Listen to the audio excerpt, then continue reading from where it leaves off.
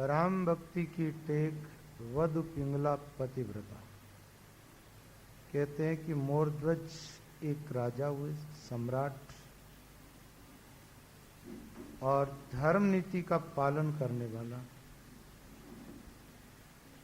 राम भक्ति की जीवन में टेक भजन करने वाला महापुरुष। और उसकी पत्नी का नाम था पिंगला, वो बड़ी पतिव्रता थी। तासु राज्य कोई दुखी न रही, धन अधर्म कर भूपन लेही, बाल वृद्ध यौवन नर नारी, बसे जोन तय नगर मंजारी, सब मिल करे भक्ति हरि केरी, नृप रानी और प्रीत गणेरी, माला तिलक सहित जो आवे, सुनते नृप आगे उठ ध्यावे, भवन लाई के चरण पखारे, चरणों दक्त सोई मुख में तारे। कहते हैं कि मोरध्वज के राज्य के अंदर कोई भी जीव दुखी नहीं थे, सब जीव सुखी थे।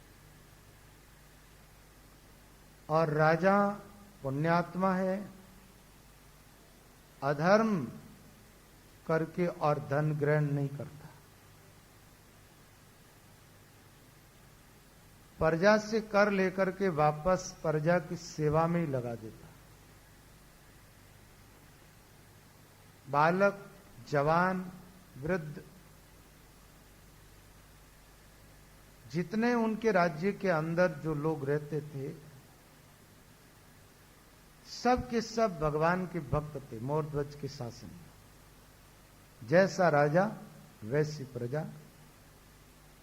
राजा दृढ़ निश्चयी है, भगवान नाम का जप करने वाला, सब मिल करे भक्ति हरि केरी, और नृप रानी और प्रीत गणेरी। प्रजा के मन में भी राजा के प्रति अच्छे भाव है। राजा रानी दोनों भगवान के भक्त, और जहां उनका शासन है, प्रजा को इस प्रकार का उपदेश किया कि सब के सब भगवान के भक्ति करते हो।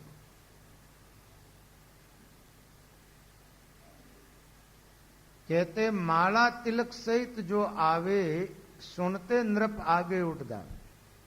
कोई भी साधु संतों को देखते कि भाई संत आए नगरी के अंदर, राजा और रानी दोनों उठ करके सामने जाते, उन महात्माओं का बड़ा आदर करते थे।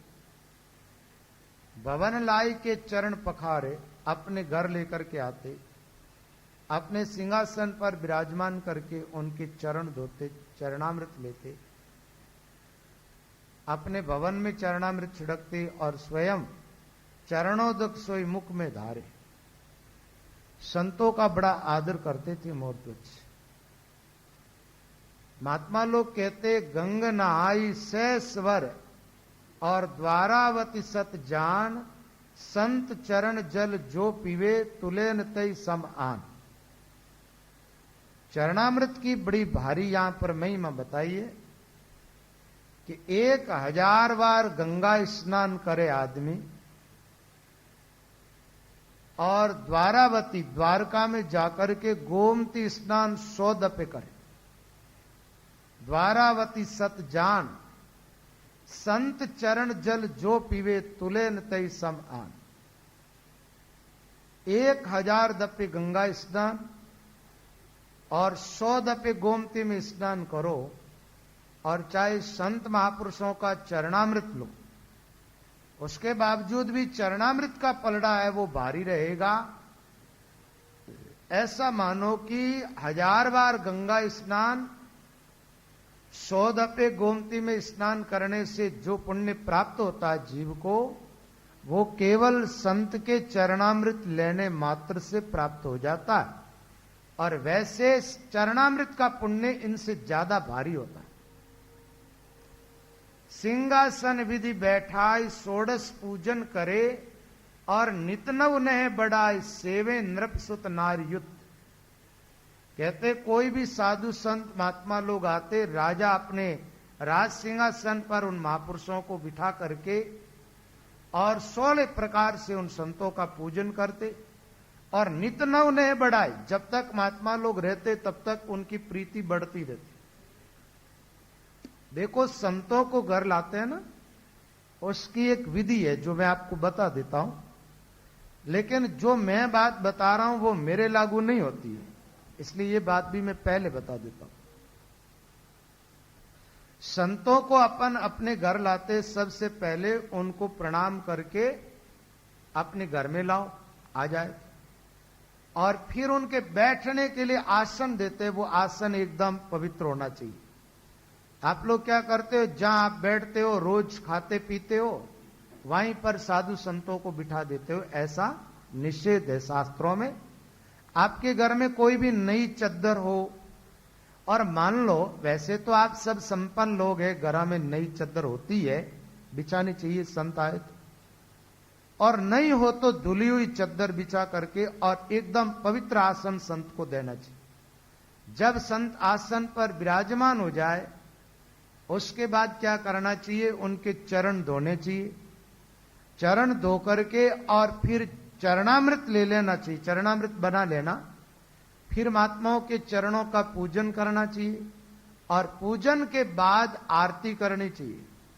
आरती करने के बाद दंडोत प्रणाम करनी, और सह परिवार वो जो चरणामृत बनाया उस चरणामृत का पान करना चाहिए। ये संत को अपन घर लाते हैं, ये विधि महात्माओं ने बताई।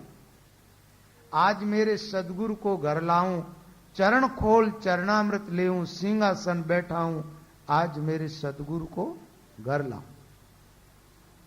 कंचन थाल कपूर्त की बाती आरती सहज धराऊं, तनमन धन निचरावल करके आनंद मंगल गाऊं, आज मेरे सदगुरु को घर लाऊं। श्वेत मिठाई विविध भांत की और थाली माई पुरसाऊं, अमृत जल जारी ले प्रेम से सदगुरु को जीवाऊं, आज मेरे सदगुरु को घर लाऊं। चरण खोल चरणामृत लेऊं, सिंहासन बिठाऊं। इस प्रकार की भावना की बात आई शास्त्रों के अंदर। तो ठीक राजा इस विधि का पूरा पालन करता है। सिंहासन पर बिठा करके महात्माओं का पूजन करता है और नित न उन्हें बढ़ाए। भाई ऐसा होता है कि एक तो जब आते संत तो संत मिल्या हंसे रग रग, अति खुशी होनी चाहिए हमारी। हरस होई हरिजन मिलिया दर्शन करती वार, रामचरण वार को नहीं लाभ को पार। महात्माओं का दर्शन हो, गुरुजनों का, जब मन में एक उमंग एक हरस होना चाहिए। हरस होई हरिजन मिलिया दर्शन करती वार, रामचरण वार को नहीं लाभ को पार। वहां जो लाभ होता है साधु को, उसका कोई वारा पार ही नहीं, अनंत लाभ मिलता। एक बात और बताऊं आपको, जैसे अपन कहते भाई हम ग्रस्त है और ज्यादा से ज्यादा पुण्य करनी चाहते हैं, कहीं अच्छी जगह मिले जहां पर जाकर के और सत्कर्म करे, कुछ दान पुण्य करे। महात्मा घर पर आ जाए और बाहर जाके करियो बात, और घर आने के बाद उनका पूजन इत्यादि, उसके बाद जब अपन भोजन करवा देते हैं ना, तो महात्माओं ने यह बात बताई है, पहाड़ को क्या पूजिए उसमें क्या पावे, 68 तीर्थ को फल से जा जे कोई संत जिमा। 68 तीर्थों में स्नान करने से जो फल मिलता है वो तो एक साधु को भोजन कराने मात्र से मिल जाता है। और दूसरी जगह भी अपन पुण्य करते हैं तो वो कोई निषेध नहीं है। भाई आपके पास धन है, आप खर्च करो, बहुत अच्छी बात है, लेकिन पुण्य में सर्वश्रेष्ठ जो बताया उसके लिए महात्मा कहते लाखों लेके पुण्य करे सो तो जासी खूट, किशन दास निज संत को एक ही ग्रास अकूट। लाखों रुपये पुण्य में खर्च कर देते, वो पुण्य कभी नष्ट हो जाता, फल दे करके नष्ट होता ही है पुण्य। लेकिन किसी अच्छे भजन करने वाले भजनीक महापुरुष को आपने जीमाया, एक ग्रास उसने आपके घर का ले लिया, वो पुण्य दिन दूना और रात में चौगुना बढ़ता ही जाता है, उसका कोई वारा पार ही नहीं रहता। अनंत लाभ साधक को हो जाता है। किशनदास निज संत को एक ही ग्रास अकूट, वो कभी खुटता नहीं। आन निमत तो शेष मण, राम निमत कण एक। पांडवा का यज्ञ में भई सगराम के देख, भई सगराम के देख जगत सगलो जीवायो। राम भजन के पाण शंख भजनीक बजायो। राजा प्रजा देवता लजित भयो सब एक। आन निमित्त तो शेष मण, राम निमित्त कण एक। आन के निमित्त हजारों मन अनाज खर्च कर दो, हजारों लाखों रुपये खर्च कर दो, और राम के निमित्त का एक कण, राम निमित्त का एक कण, एक तरफ एक कण और एक तरफ लाखों मण, उस एक कण के बराबर नहीं आता। जो पूंजी हमारी राम के निमित्त लग जाती है ना, वो शाश्वत हो जाती है। ये शरीर तो छूट जाएगा, लेकिन आगे जाके जहां भी जन्म लेोगे आपकी पूंजी आपके पास में पहुंच जाएगी, जहां जाओगे वहां। तो महात्मा लोगों ने कहा है, संतों की वाणी में तो यहां तक भी आती है, सदगुरु के माया चढ़ी सो तो चढ़ गई राम, बाकी री सुखराम के माया गई बेकाम। महापुरुषों की सेवा में जो धन लग गया वो सार्थक हुआ, बाकी धन तो अब खर्च तो होता ही रहता महाराज। आजकल छोटी छोटी पार्टियां में भी लाखों रुपए लोग खर्च कर देते, वो सब बर्बाद व्यर्थ गया, उसका कोई उपयोग नहीं। तो संत सेवा का यहां मोरध्वज की कथा के अंदर बड़ा भारी बात तो बताया गया। तो मोरध्वज संतों का बड़ा आदर करता था, लेकिन कई बार भगवान के प्यारे भक्त होते हैं ना, संतों का आदर करते हैं, तो कई बार ऐसे भी लोग आ जाते महाराज जो साधु है नहीं सही अर्थों में, केवल वेश धारण कर लेते हैं। यहां तो एक बात आई है, वैसे मोरध्वज की तो वेशधारी महात्माओं में बड़ी निष्ठा थी, आगे थोड़ा सा आगे वो प्रकरण आने वाला है। जय दिन संतन कोई आवे, तई दिन आपन भोजन पावे। चोर सात मिल कीन विचारा, और हरि भजन के अधीन भुआरा। साधुन केर वेश धर लेऊं, और सब चलिए मोरध्वज गे। कहले मोरध्वज का ऐसा नेम था, जिस दिन उसके द्वार पर कोई संत नहीं आते, संतों की सेवा उससे नहीं होती, उस दिन दोनों पति पत्नी भोजन नहीं करते। दोनों पति पत्नी उस दिन भोजन नहीं कर। वैसे तो हमारे सनातन धर्म का एक नेम है, लेकिन उस नेम का कोई पालन नहीं करता आजकल। पहले कुछ दान पुण्य करके और सदग्रस्त को भोजन करना चाहिए। उसमें बताया गया, जैसे मुट्ठी भर अनाज चिड़ियों को, कबूतरों को डाल दिया आपने, ठीक है। पहले माताएं बहनें मंदिर जाती थी तो कुछ सामान लेकर के जाती थी, आटा दाल चावल, वहां मंदिर में दर्शन करके आ जाती, और एक आदमी का भोजन बने इतना सामान लेकर के जाती थी। रामद्वारे माताएं बहनें आती थी, पहले तो क्या करती महाराज, टिप्पण में जो घर में भोजन बना पहले भोजन निकाल देती रामद्वारे, और जब दर्शन करने जाती वो टिप्पण वहां संता को देकर के आ जाती। ऐसे सत्कर्म करते रहते और भजन करते रहते, उन सदग्रस्तों की बुद्धि भी ठीक रहती, और वो लोग भजन में बड़े निष्ठावान होते, भजन करते खूब।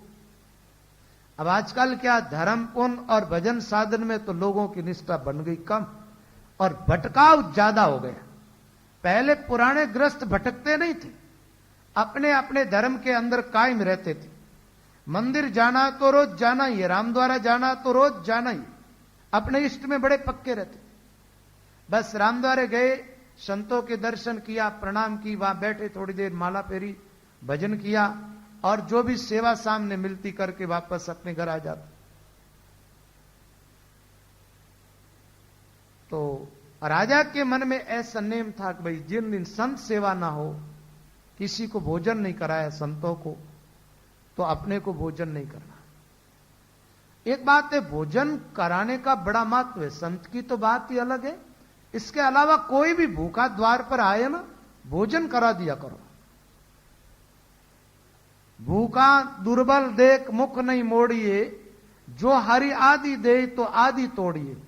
आदि की अधकोर कोर की कोर रे, अरहा रज्जब अन सरिसा पुण्य नहीं कछु और रे।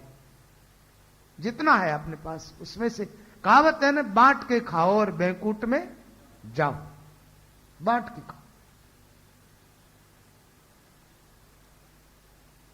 थोड़ा थोड़ा निकालने का प्रयास किया करो, गांव के अंदर तो जब गर्मी का टाइम आता है ना, कितने बुढ़े लोग, माताएं, बहनें और बच्चे, महाराज एक कटोरी के अंदर थोड़ा सा आटा, जिसके अंदर वो कीरी नगरा बना देते, थोड़ी शक्कर मिला देते थे, उसमें थोड़ा घी मिला देते, पानी का लोटा हाथ में लिए और निकल गए।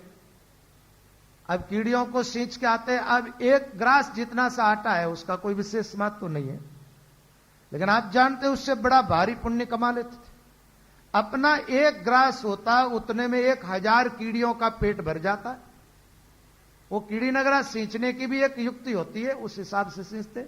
अब आप लोग शहरा में रहते हो, वो तो होता नहीं आपसे, लेकिन अतिथि द्वार पर आए तो रोटी तो उसको दे सकते हो, गाय को रोटी दे सकते हो, कुत्ते को रोटी दे सकते हो, और मौका मिल जाए साधु संतों की सेवा का तो फिर वहां तो चूकना ही नहीं चाहिए। पुण्य होता है तो थोड़ा धन खर्च करने से बहुत बड़ा हो जाता है, और कई बार आदमी बहुत ज्यादा धन खर्च करके भी पुण्य से वंचित रह जाता है। एक बात और बता दूं आपको, जैसे यहां अभी सत्संग चल रहा है, कितना लंबे टाइम से चल रहा है, 3 महीना तक बराबर सत्संग चल रहा है। अब ये सत्संग धीरे धीरे उत्तरार्ध पूर्णावृत्ति की तरफ जा रहा है। आप जानते हो इससे कितना बड़ा लाभ होता है। एक तो मान लीजिए 2-3 दिन के अंदर धूम धड़ाका हो जाता है, रुपया इससे भी ज्यादा कई गुना खर्च हो जाता है, और लाभ कुछ भी मिलता नहीं। अब लंबा टाइम तक जब सत्संग चलता है तो बात साधक के जीवन में ठीक ठीक समझ में आ जाती है, और भजन साधन करने की युक्ति भी समझ में आ जाती है, और नहीं समझ में आती है तो साधु संतों से पूछ भी लेते हैं। लंबी टाइम ये चातुर्मास आदि कराने का इसलिए तो महत्व है। पहले तो हमारे रामसनई भाई जो है ना, साधु संतों से चातुर्मास के लिए प्रार्थना करते, और उनका नंबर नहीं आता ना तो रोने लग जाते थे महाराज, 1-1, 2-2 दिन तक रोटी छोड़ देते थे। इतनी उन लोगों की निष्ठा होती थी, भाई गांव में चातुर्मास हो, संत विराजेंगे तो बड़ा भारी लाभ होगा, अपने को भी होगा और समाज को भी लाभ होता है, बड़ा लाभ होता है। तो ऐसे कार्यक्रमों के अंदर आदमी का धन खर्च होता है ना, यह धन पूरा राम के निमित्त हुआ। यहां 1 पैसा भी किसी का खर्च हुआ है व्यवस्था के अंदर, 1 रुपया से लेकर 1 लाख रुपया, 2 लाख रुपया तक भी लोगों ने खर्च किए हैं, तो उन लोगों का वो धन एकदम सार्थक हुआ है, वो व्यर्थ नहीं गया। ये तो दिन दूना रात चौगुना बढ़ता जाएगा। खाया सो तो खो दिया, खाया सो तो खो दिया, दिया लिया सो साथ, जसवंत धड़को जावता माल भिराने हाथ। जो सत्कर्म में धन लगा, ऐसा मान लो जैसे मुट्ठी भर अनाज होता है ना, आदमी जमीन में बो देता है तो जमीन कई गुना करके लौटाती उसको। मुट्ठी भरने बावो ने गाड़ा में लाओ रे, प्रगट देख लो।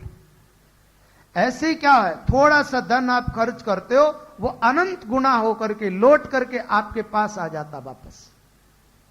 तो वो लोग बड़भागी होते हैं जो अच्छे काम में अपना धन खर्च करते हैं। और एक बात है, भगवान की कृपा के पात्र तो वो है जिनके जीवन में संतों के प्रति निष्ठा है। भगतमाल की कथा सुनी ना, हर कथा में यही प्रसंग आता है। जितने ग्रस्त भक्त हुए उन भक्तों की देखो तो आप संतों के प्रति बड़ी निष्ठा रही है, और उसमें भी महाराज दोनों लग जाए फिर तो कहना ही क्या। नर नारी का एक मतार जाई वैकुंठा में चता, कोई रोक ही नहीं सकता। यहां मोरध्वज की पत्नी और इनका बेटा तीनों परम भक्त, तीनों। ऐसा है कि 3 महीने तक मैंने कथाएं सुनाई आप लोगों को, उसके बावजूद भी भगतमाल तो कथाओं का समुद्र है। हजारों भक्तों की कथा है, उसमें से ज्यादा 10-15 भक्तों की कथा सुना पाए, क्योंकि एक कथा एक दिन में तो पूरी होती नहीं है, बड़ी बड़ी कथाएं होती है। कई कथाओं में 10 दिन लग जाता है, किसी में 15 दिन भी लग जाता है, किसी में 5 दिन भी लग जाता है। बड़ी महिमा है। तो मोरध्वज ने ऐसा नेम ले लिया, मोरध्वज की पत्नी ने, जिस दिन अपने द्वारा संत सेवा नहीं होगी उस दिन अपन भोजन नहीं करेंगे। और ये संत सेवा को क्या मानते थे कि संतों के मुंह से भगवान भोजन करते हमारे घर का। भाव क्या रहता था, दादू वाणी में लिखा है, भोजन दीजे देह को लिया मन विश्राम, साधु के मुख मेलता पावे आत्म राम। संत के मुंह से भगवान कहते हैं कि मैं जीमता हूं, संत जो भोजन करता वो मैं ही करता हूं। वैसे तो परमात्मा हर घट के अंदर व्यापक है और किसी नहीं है। सब घट मेरा साइया, कोई घट खाली ना आए, बलिहारी उस घट की जिन घट प्रगट था। सब घट में विराजमान, लेकिन जिस घट में परमात्मा प्रकट हो गए उस घट की कुछ विशेष महिमा। सब जीवों के भीतर परमात्मा, लेकिन संतों के भीतर भगवान प्रकट रूप में, प्रकट रूप। तो जय दिन संतन कोई आवे, तय दिन आपन भोजन पावे। इस प्रकार राजा की निष्ठा देख करके 4 चोरों ने विचार कर लिया। 7 चोरों ने, चोर 7 मिल कीन विचारा और हरिजन के आधीन भुआरा। चोरों ने विचार किया कि राजा जो है वो संतों के अधीन है, संतों में बड़ी निष्ठा है इसकी और इसका फायदा अपने को उठाना चाहिए। ये चोर हो, लुचे लपंगे लोग जो होते हैं ना, इनमें भी अकल की कमी नहीं होती, लेकिन इनकी अकल उल्टी चलती है मुझसे। साधुन केर बेस धर लेऊं, सब चलिए मोर ध्वज गेऊं, और नृत्य प्रथम सेव कराई, घात पाई मूसब धन भाई। अस कई सुंदर बेस बनायो सातों, हरि राजा गृह आए। कहते 7 चोरों ने मिल करके और सलाह की, विचार का ऐसा करो, राजा के घर चलते, साधु वेश बना करके संत बन करके चलेंगे। और एक बात है, बनावटी साधु होते हैं ना, वो तिलक छापा कुछ ज्यादा करके आते हैं, उनसे भी थोड़ा सावधान तो रहना पड़ेगा। संत सेवा का तो बड़ा भारी महत्व है, लेकिन सावधानी पूर्वक सेवा जरूर करनी चाहिए। अपरिचित कोई व्यक्ति हो, उसको घर में नहीं बिठाओ, आप बाहर भोजन दे सकते हो, जल पिला सकते हो। हा? ये कई जोगी लोग होते हैं ना, हमारे से भी बढ़िया वेश बनाते। लेकिन एक बात बताऊं आपको, ये कुत्ते जो होते हैं ना, ये पहचान लेते साधु कौन है, नकली कौन है, असली नकली में। आदमी नहीं पहचान पाता, क्या वजह है? मैं आपको बताऊं कि लगभग 11 साल तक मैं त्याग में रहा, भिक्षा का भोजन पाया। जब जंगल में एकांत रहते और भिक्षा लाने के लिए एक बार गांव में जाते, भिक्षा ले आते, फिर पा लिया भोजन और एकांत बैठ गए भजन। 11 साल में अपरिचित एकदम असंदेह गांव के अंदर जाते थे हम लोग, कभी हमारे पीछे कुत्ता नहीं लगता। और आप जानते हो कुत्ते तो भौके बिगड़ रहते ही नहीं है, लेकिन हमारे पीछे कभी कुत्ता नहीं लगा। असंधि से असंधि जगह पर गए। और आप जानते हो जोगी कालबेलिया जब आता है तो कुत्ते कैसे पीछे पड़ जाते। इसका मतलब हमारे कई बार अनुभव होता था कि कुत्ते जो है ना, पता नहीं ये कोई देवता है कि कैसे पहचान जाते हैं कि ये साधु है और ये जोगी है। अब वेशभूषाएं तो देखी जाए तो एक ही जैसी हो जाती कई बार। जोगी कालबेलिए जो है ना, वे साधुओं के जैसे ही बना लेते, लेकिन उनके मन में जो है हिंसा की भावना होती है, उनके खान पान अच्छे नहीं होते, ठीक है, कुत्ते पीछे पड़ जाते हैं। साधुओं के भीतर की भावनाएं अच्छी होती है। कितना ही कोई काटने वाला कुत्ता हो, साधु वहां जाएगा, अब देखना दूर से भौंक सकता है, और वो निकट आकर के उनके चरण जा रखे, वहां वो जमीन को सूंघेगा, सूंघने के बाद वो शांत हो जाएगा, वो भौंकेगा नहीं, कुत्ता पहचान जाता है। तो आप तो मनुष्य हो ना, असल और नकल की पहचान आपको होनी चाहिए, कौन साधु है और कौन असाधु है। नहीं तो कई बार क्या होता है, कुछ लोग चोरियां करने के लिए, ऐसे लोगों को ठगने के लिए बेस बना लेते हैं, वो ठग जाते हैं, घात तो वो कर जाते हैं, और फिर लोग क्या कि सच्चे संतों से के प्रति अभाव कर लेते हैं, अविश्वास करने लगते हैं। और कई बार तो क्या होता है, व्यापारियों को लोग साधु मान लेते, वहां भी लोग धोखा खा जाते।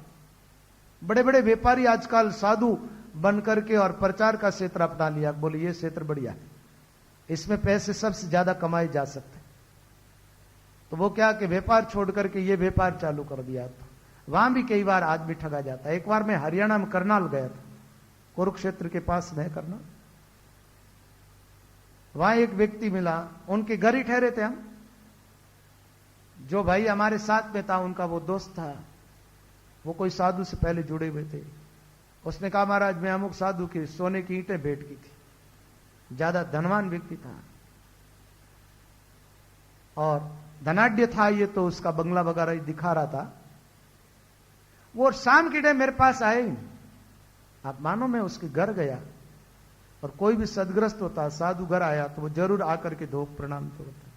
उसकी पत्नी आई, उसने प्रणाम नमस्कार किया। रात हो गई थी, हमें भोजन तो करना ही नहीं था, सो गए।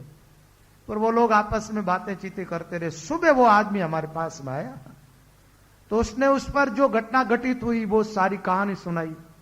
तो मैंने कहा भाई तुम जिसको मानते थे वो तो साधु था ही नहीं, सही अर्थ में वो व्यापारी था, और तुमने उनको भगवान ही बना दिया। तो उनको जरूर से ज्यादा चढ़ाने वाले तुम ही थे, उनका प्रचार करने वाले भी तुम ही थे, और तुम खुद धोखा खाए तो अब तुम हट गए तो ठीक है, लेकिन तुम सच्चे संतों की आलोचना करते हुए ठीक नहीं। और मैंने कहा कि अब तुम्हारा कल्याण होना भी संभव नहीं लग रहा मुझे, क्योंकि बढ़िया से बढ़िया कोई अच्छे से अच्छे संत आएगा, तुम्हारी निष्ठा उनके प्रति जुड़ेगी नहीं।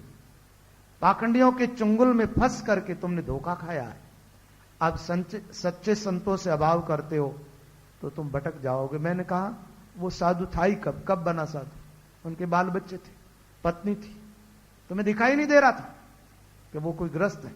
और सदग्रस्त होता वो तो सेवा करता है, और ग्रस्त होकर के भेंट पूजा लेना ये तो निषेध है एकदम शास्त्रों के अंदर। एक बात है, साधु भिक्षा का अन्न खाए, साधु का परम धर्म है, और तुम भिक्षा का अन्न खाओगे तुम्हारे लिए अधर्म हो जाएगा। साधु भेंट लेता है, उसका वो धर्म है, इधर लेकर के उधर लगा दे, लेकिन वो भेंट तुम लेनी चालू कर दोगे तुम्हारे लिए अधर्म हो जाएगा। एक के लिए धर्म, वो दूसरे के लिए अधर्म माना जाता है ना।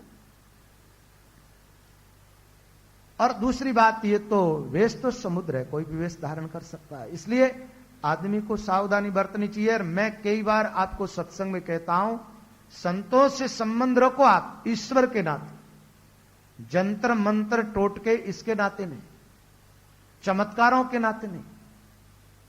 चमत्कार तो बादीगर ही दिखाता है, और वो बादीगरों की विद्या ही कई लोग सीख करके आते हैं, और तुम बड़े प्रभावित हो जाते हो, और ठगाते भी भाई हो। साधु कोई ठगता नहीं, और साधु के पास में कैसे ठगाओ? साधु तो तुम्हें भजन करने की प्रेरणा देता है, राम भजन करवाता है, सदग्रंथों के अध्ययन की बात कहेगा, संतो तुम्हारी निष्ठा भगवान में बनाएगा। अब तुम्हारी आस्था से सेवा करते हो तो वो बात अलग है, संत कभी धोखा नहीं देता।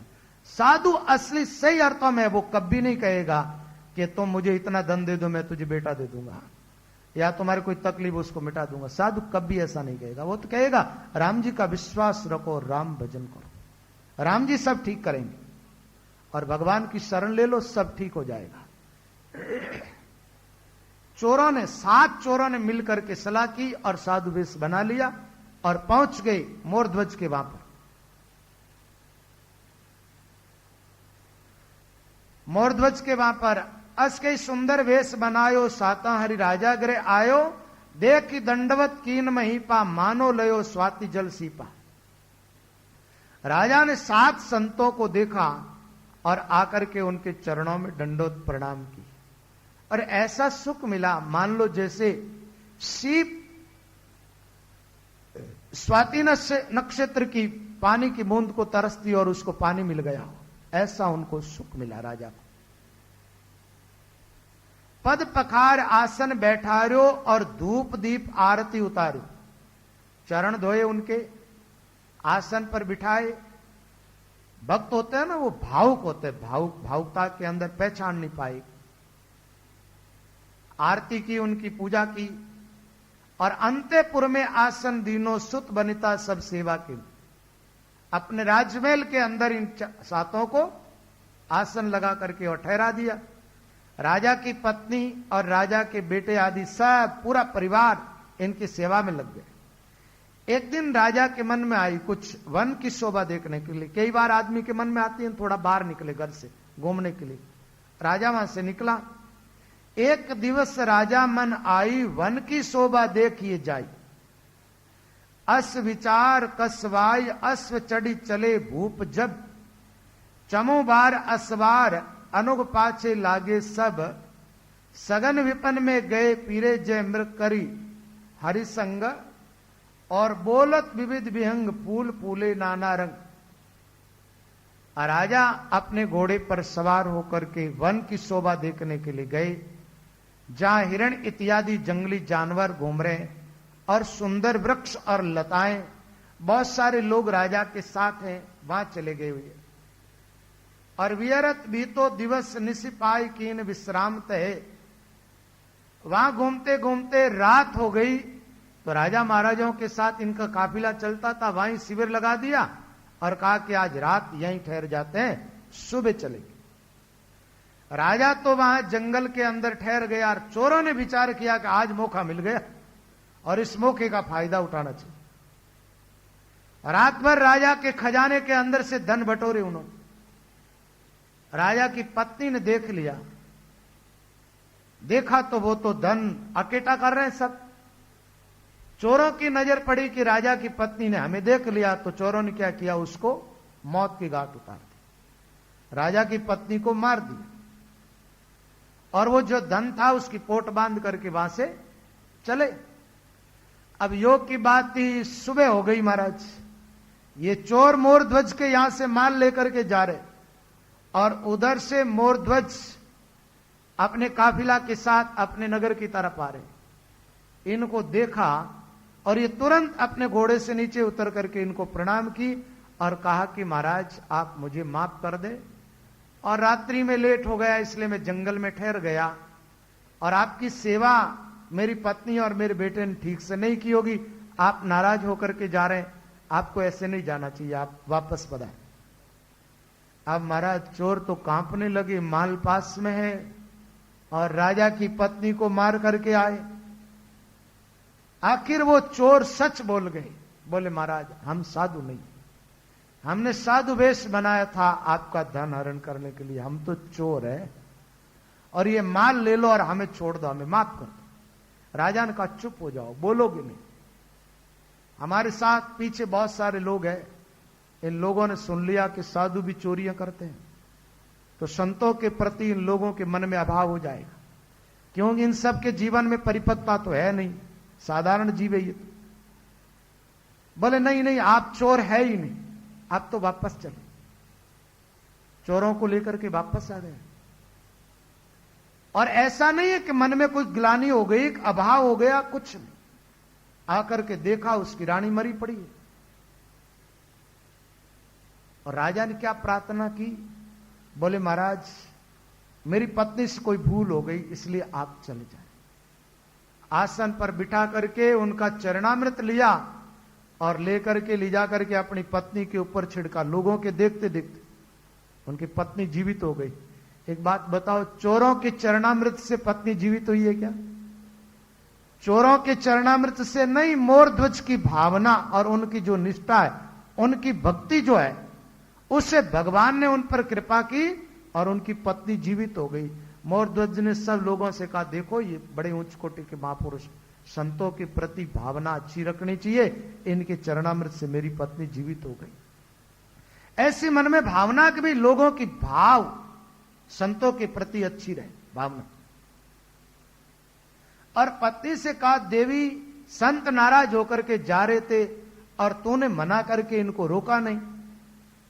मोरध्वज की पत्नी ने कहा मुझे तो लगता है कि नींद आ गई, मेरे को पता ही नहीं, विस्मृति हो गई कि इन्होंने मुझे मारा था। लाग्यो पुण्य सेवा करण नरप संतन की आय, कनक थार सातुन के दोई चरण बनाए और दोए चरण बनाए, मृतक रानी ते लायो सींचो चरणामृति प्राण घटमाई जाग्यो। उठी तुरंत हरसाई भूप लकी भाकन लाग्यो। आज तुझे निद्रा बहुत कहां की घेरी आय, संत चले जब रूट के राख्यो क्यों नहीं मनाए। मोरध्वज ने अपनी पत्नी से कहा हाथ जोड़ रानी कहो सुनो प्राणपति बात, सोई गई मैं आज अति इन्हें न जान्यो जात। मोरध्वज की पत्नी ने हाथ जोड़ के कहा बोले पतिदेव मुझे तो पता ही नहीं चला कि महात्मा लोग कब रवाना हो गए और मुझे नींद ज्यादा आ गई ऐसा लगता है। केंद्र पद अबते गहो गह रानी सुख झेर, मन में भयोन मैल कछु लागे सेवन फेर। मन में कोई मलिनता घृणा ऐसी कोई बात जगी नहीं मोरध्वज की, क्योंकि ये भगवान का परम भक्त है महाराज। अब वापस उन चोरों की सेवा करने लग गए कि ये चोर नहीं संत।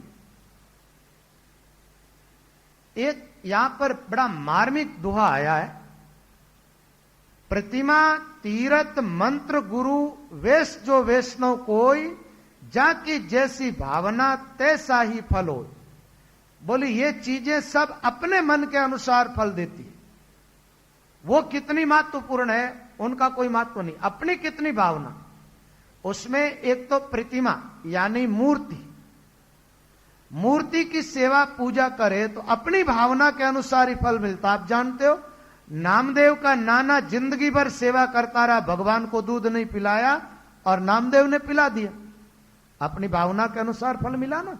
नामदेव ने मूर्ति को मूर्ति माना ही नहीं, भगवान माना, तो भगवान प्रकट होकर के उनके हाथ का दूध पी लिया। तो मूर्ति अपने भावों के अनुसार फल देती है, उसमें कोई सामर्थ्य नहीं, अपनी भावना। और कोई मूर्तियां चमत्कारी है तो भी भाव हमारा जगेगा तो ही लाभ होगा। तीर्थों में आप जाते, चाहे पुष्कर गंगा आदि स्नान करते हो, नर्मदा आदि में, तो अपने भाव अच्छे है तो अपने को पूरा फल मिलेगा, और भाव ठीक नहीं तो मंत्र, आपको मंत्र कितना ही प्रभावशाली मिल जाए और आपके मन में मंत्र के प्रति विश्वास नहीं है, तो राम मंत्र महामंत्र है और इसमें आपकी धारणा ठीक नहीं है, निष्ठा नहीं है और भाव भी नहीं जगा, तो फिर लाभ कैसे मिलेगा। अपने भावों के अनुसार फल मिलता। गुरु, और गुरु चाहे परमात्मा स्वरूप है चाहे साधारण व्यक्ति है, आपके मन में ऐसी भावना है कि गुरु गोविंद से अधिक, तो आपको उतना ही फल मिल जाता है जो गोविंद की सेवा से नहीं मिल पाता, उससे भी ज्यादा गुरु सेवा से मिल जाता। संतों ने लिखा हरि सेवा 12 वर्ष, गुरु सेवा फल एक, ताकि सरवर परशुराम तुलेन धर्म अनेक।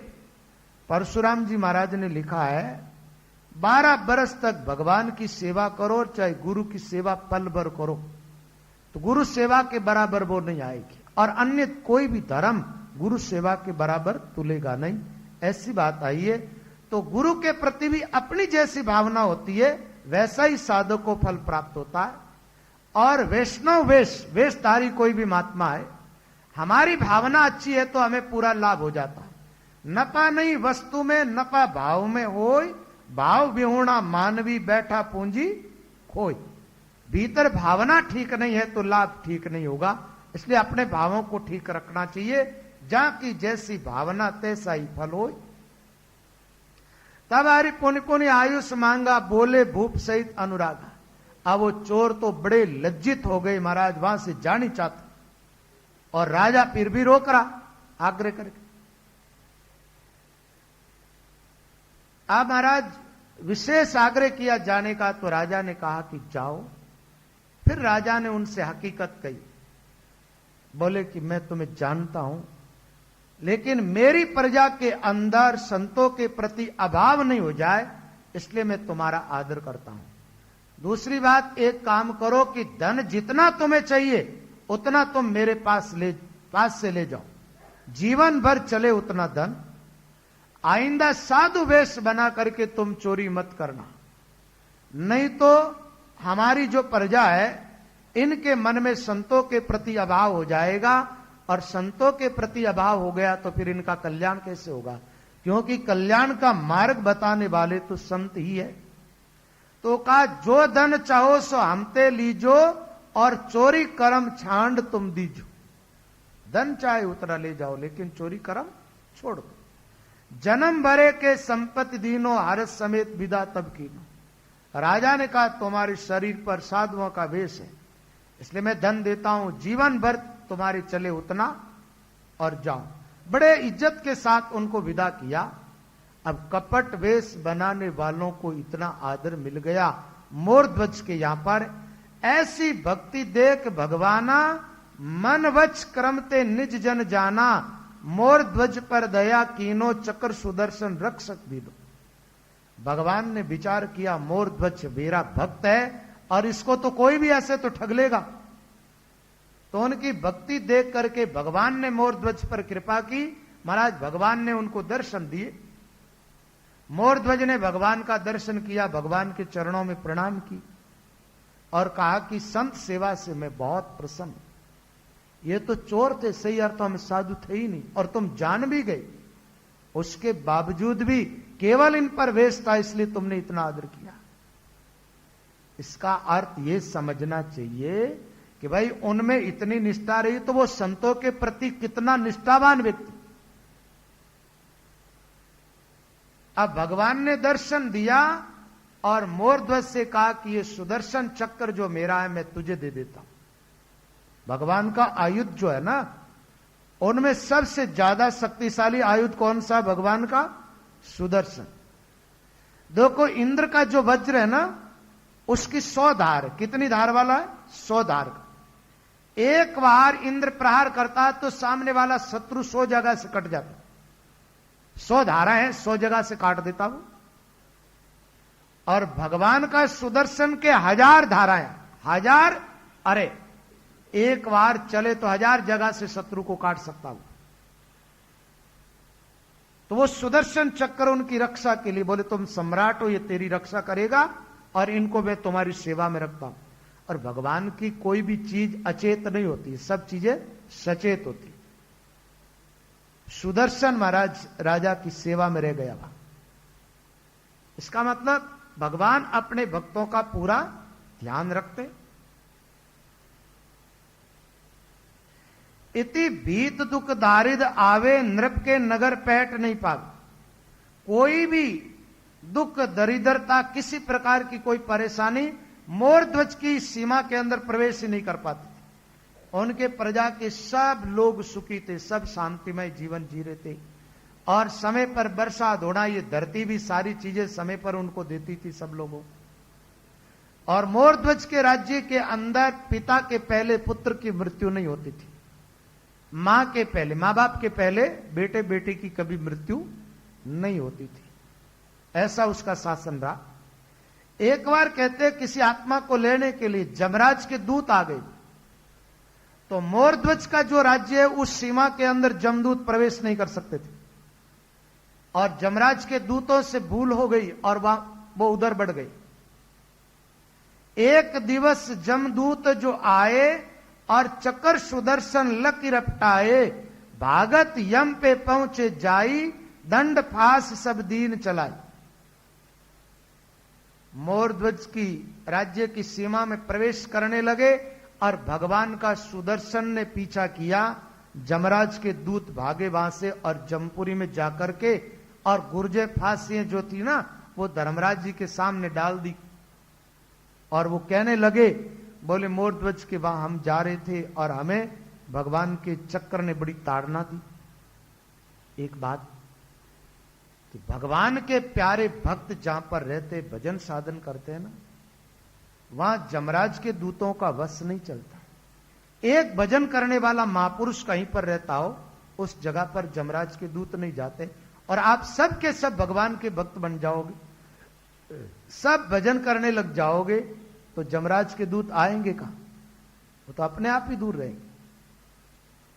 जिस घर के अंदर रहने वाले लोग राम जी महाराज की भक्ति करते, भजन साधन करते हैं और घरों में साधु संतों का आदर होता है, उन घरों में कभी जमराज के दूत प्रवेश नहीं कर पाते।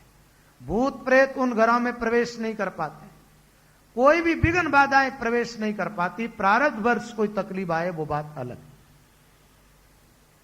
और जो लोग ग्रस्त अपने घरों में रहते, बंगले तो बहुत बढ़िया बना रखे महाराज, आलीशान सजावट है, सब कुछ मामला ठीक है, सोने चांदी के घरों में बर्तन है, लेकिन घर में कभी साधु नहीं आते महाराज। वो घर कैसे? महात्मा कहते हैं, जिस घर हरि की भक्ति नहीं संत मेहमान, उन घर जम डेरा दया जीवत भया शमशान। वो घर तो शमशान जैसे अपवित्र है और समझ लो कि जमराज के दूतों का डेरा वहीं पर है। वो आते हैं ना मृत्यु लोक में तो ठहरते वहीं पर है। कहां? जिन घरों में रहने वाले लोग भजन साधन नहीं करते, घर में आरती स्तुति नहीं होती है, पाठ पूजा नहीं होती है, राम जी का भजन नहीं होता, कभी साधु संत नहीं आते। और मेहमान तो आते रहते, रिश्तेदार तो आते ही रहते, संत मेहमान बन के तो कहां जाते? जिन लोगों के मन में संतों के प्रति आदर के भाव है और भगवान के प्यारे भक्त है ना, उनके घर संत बिना बुलाए चले जाते। और सागट लोगों के घर तो महाराज बुलाने पर भी जाने में संकोच होता है। सिंह साध का एक मत जीवत ही को खाई, भावहीन मृत्यक दिशा ताके निकटन जाए। शार्दुल जाति का जो शेर होता है उसका और संत का एक मत बताए, वो कभी मुर्दे जीव को नहीं खाता है। उसने पीछा किया और जीव ने पहले ही प्राण छोड़ दिए, मर गए, तो उसके मांस को वो खाता ही नहीं, लौट जाता। और मरे हुए जीव को तो वो खाता ही नहीं, भले ही भूखे मरता मर जा। शार्दुल सिंह तो जीव को पकड़ता है लपक करके और तड़पते हुए का खून पीता। ऐसे ही महात्मा कहते हैं जिन लोगों के भीतर से भाव मर गए, ऐसे लोगों के घर कभी संत नहीं जाते। और जिनके हृदय में भाव जीवित है वहां साधु संत जाते। और महात्मा लोग घर आ जाए तो समझ लो सारे तीर्थ आ गए, सब तीर्थों का फल मिल जाता था। सभी तीर्थ संता चरणे सर्व देवता लारे, राम निरंजन राय पधारे, साधु आवत द्वारे, दिन जारे संत समागम होई, जारे विघ्नन व्यापे कोई। साध राम तो एक ही कहिए, या बिच अंतर नाही, दर्शन करया सकल अगनासे, भक्ति उदय घटमाई, दिन जारे संत समागम होई। साधु संगत सत है जगमाई, जे कोई शरणे आवे, रामदास संतारे शरणे, ये साधु राम मिला। राम जी से मिलाने वाले संत सभी तीर्थ, सभी तीर्थ संत के सदा रहते संग, संत रहते संत दास, एक रता राम के रंग। साधु जन जब घर पाव धरे रे, दिन हो दिवस सोई गड़ी मोरत, जाखण दृष्टि पड़े रे, संत जन जब घर पाव धरे। और संतों के प्यारे भक्त होते हैं ना, वो तो भगवान से प्रार्थना करते रहते हैं, मिल जो माने राम सने बीर, मिलो माने राम सने ही बीर, वे मिलिया सुख उपजे वो, वे मिलिया सुख उपजे वो, पावे अमृत सीर, मिलो माने राम सने ही बीर, मिलो माने राम सने। मिल जो माने राम सने वीर, वह मिलिया सुख उपजे, पावे अमृत सीर, मिलो प्यारे संत सुजान सनेई, तुम बिछड़े को बहु दिन बीते, चेतो बेड़ा ये आई। महात्मा लोग जीवों को जगाते, भगवान की तरफ लगाते, बड़ी भारी महिमा। संतों के प्रति मोरध्वज की बड़ी आस्था। भगवान ने सुदर्शन को वहां सेवा में रख दिया। जमराज के दूतों का पीछा किया, दूत भाग के गए जमपुरी में। जमराज से पूछने लगे, महाराज इस धरती पर जीवों पर शासन करने वाले कितने लोग? धर्मराज जी ने कहा, मृत्युलोक पर तो मेरा ही शासन है। तो दूतों ने कहा, हम गए थे और हमें मार क्यों पड़ी? हमें भाग के आना पड़ा जी बचा करके, नहीं तो वो मोरध्वज के शासन में तो हमें मार ही डालते। भागत यम पे पहुंचे जाई, दंड फास सब दीन चलाई, लक हरि कहा हवे वा भाई, सुनगण बोले वचन रिसाई, दंड हमार त्यों पुरमाई, ऊंच नीच को छांडत नाई, मोर ध्वजपुर जानन पायन, देखो चक्कर यहां भाग आए।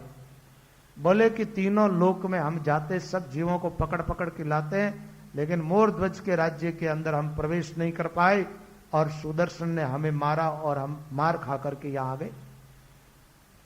ये अनुचित देखी महाराजा, हमते ये सब परिन काजा, सुनि रवि सुत मन क्रोध बढ़ायो, दूतन सहित विष्णु पे आए। धर्मराज जी को भी बड़ा बुरा लगा, विचार क्या मेरे दूतों को मार पड़ी वहां जाने। ऐसा मोरध्वज में क्या जिसके राज्य में दूत प्रवेश ही न करे, और करे भी तो कैसे? उनके राज्य में तो सबके सब भजन करने वाले भक्त है, और जहां भक्त रहते हैं वहां जमराज के दूतों का क्या काम? तो ये महाराज धर्मराज जी अपने दूतों को साथ लेकर के भगवान विष्णु के धाम को गए। शीस नाई के अर्ज हमारी, सुने नाथ त्रिभुवन सुखकारी। धर्मराज जी ने जाकर के भगवान विष्णु को हाथ जोड़ करके प्रार्थना की, महाराज मेरी प्रार्थना सुनो। तब अज्ञाते जगत मंजारा, सब पर रहते दंड हमारा।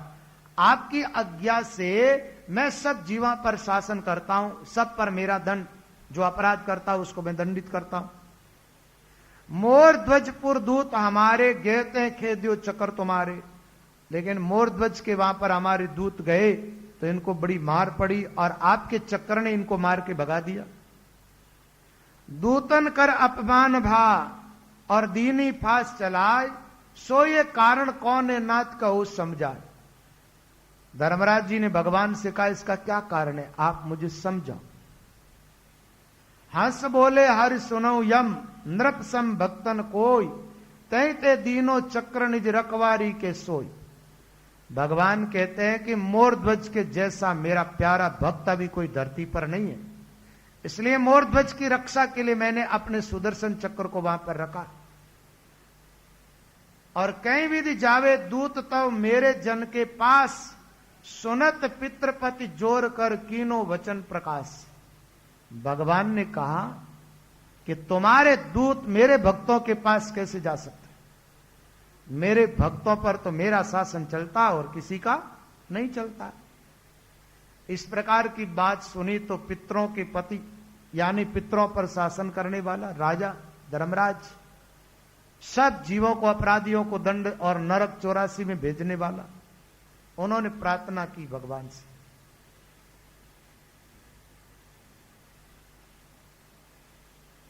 भूप करे कई भांत यज्ञ सो कहिए मोई, कह प्रभु कह न बनी चलो दिखाओ तोई। बोले कि राजा मोरध्वज आपका भजन साधन किस प्रकार करता है, आप कृपा करके और मुझे बताओ। तो भगवान ने कहा एक काम करो, तुम मेरे साथ चलो तो मैं बताऊं। यहां तो क्या बताऊं। तो ये भगवान धर्मराज जी को साथ लेकर के जाएंगे मोरध्वज के वहां पर। ये जो स्वामी जी श्री रामचरण जी